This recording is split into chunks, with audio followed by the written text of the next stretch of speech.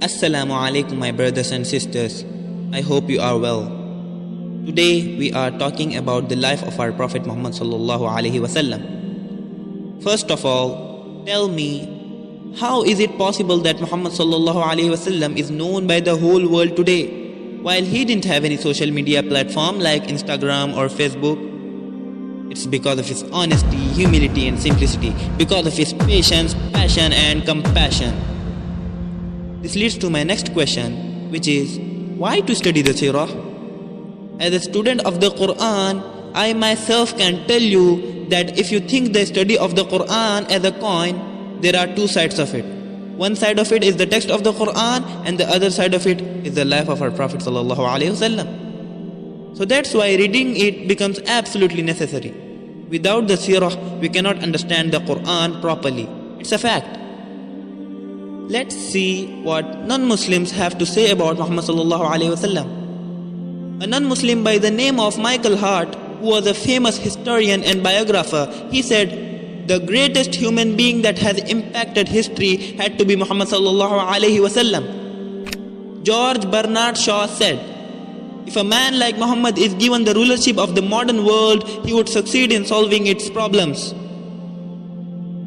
Now, let's get into the life of our Prophet sallallahu alaihi wasallam. He was born and raised in Mecca as an orphan. After living a monastic life for 4 years, when he claimed the prophethood, his friends became his enemies. His tribe became his opponent. Those who admired him began to abuse him. Those who called him trustworthy began to call him a traitor. Those who called him honest began to call him a liar. All this for what reason? Just because he said Rabbuna Allah? So then he migrated to Medina. Later on, Allah allowed him to come back as a victor. He became the ruler and the leader of Mecca, but he was still eating and dressing in the same way that he was doing as he grew up. Always feeding the poor, saving his clothes, cleaning his house, and doing all the other hard works. He was such a brave warrior that when the Sahaba used to look for him on the battlefield, they said, Wallahi, we found him fighting in the middle of the enemies. Not only he won the battlefield by his intellect, he also won our hearts by his character. If some ignorant people insult him, even after listening about his pure life, what should we do? Of course we have to ignore this nonsense altogether.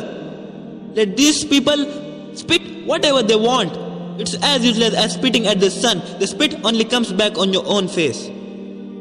That cannot take anything away from the nobility of our messenger. Allah says, وَرَفَعَنَا لَكَ ذِكْرَكَ. We raised your mention. When Allah raises something, no creation can bring it down, my brothers. On the day of judgment, everyone is concerned with who that day? Themselves. Whether it be Musa or Isa alayhim as-salam. And on that day, one human being speaks before Allah Azza wa Jal, and the first words comes out of his mouth is Ummati. He was worried about his ummah even before he died. That's the love our Rasul has for us. We say that we love our Prophet ﷺ more than ourselves. But when the Muazzin calls for prayer, we cannot even turn off YouTube and Netflix, and we call ourselves the lovers of Prophet. If we say so, then let's prove our love by adopting his character. May Allah guide us to follow his footsteps.